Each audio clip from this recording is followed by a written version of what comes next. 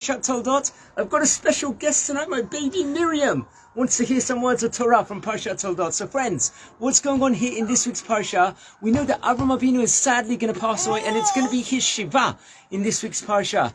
And what's going on? They're going to make a feast, and inside this feast, it's going to be Yaakov Avinu who's going to be cooking some red lentils, a lavish dish, and straight away Esau, he sees this dish, and without hesitations, says, no, I want it. I want to eat it now. Please give it to me. He says to Yaakov who's preparing it. They are twin brothers, Yaakov the righteous one and Esav the not so righteous one. So Esav is willing to give up his birthright because he's good bochor and sell it to Yaakov Avinu respectively for these red lentils.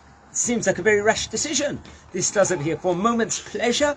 Over here, he's willing to give up the whole entire birthright. In the Beit HaMikdash, potentially, he would be serving in the kahuna as a bechor status. So, friends, what's going on here?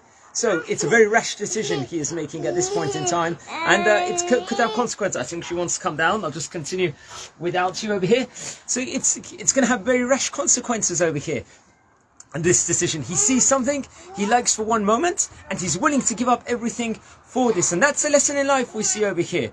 We see people sometimes could desire something. It could be a food, a cigarette that is not healthy for the person, or alcohol. He says no, he wants that night out with a friend. He wants to go on a bender, as they say, to drink. And what could that result inside at the end? Health problems, which a doctor has recommended. There could be other issues. Let's give an example. Someone is working in a business with another person in a venture, and finds something else and is not loyal to the business partner. All of this stuff for maybe potentially a few moments. And friends, we've got to look at the big picture. We're here for up to 120 years. However, Olam Haba is potentially eternity. It's you can't even describe the numbers of years it is. So everything we're doing in this life, it is a microcosm for the next world. So we could see something and give up the whole of Olam Haba on this case. And then Esav at the end of the parsha is going to realize this. Because as Yitzchak is going to give the brachot, under the mother's instructions, she tells Yaakov, no, you need to capture these the brachot instead. You need to take it.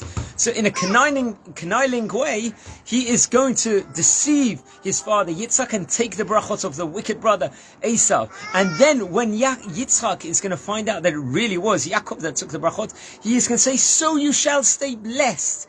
Over here, you shall remain blessed at this stage in time, and not wanting to change brachot. And Esav then realizes that he's lost the brachot and realizes everything he did in that moment for that epoxy set of lentils. He's given up eternity over here at that stage in time. And that's in life, friends.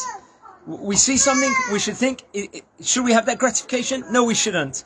We should think of the bigger picture. And guys, I want to wish you all a Shabbat Shalom. Give us all a bracha that all the decisions we're going to make is going to have a purpose and a meaning for the rest of our lives. Shabbat Shalom, friends. Enjoy.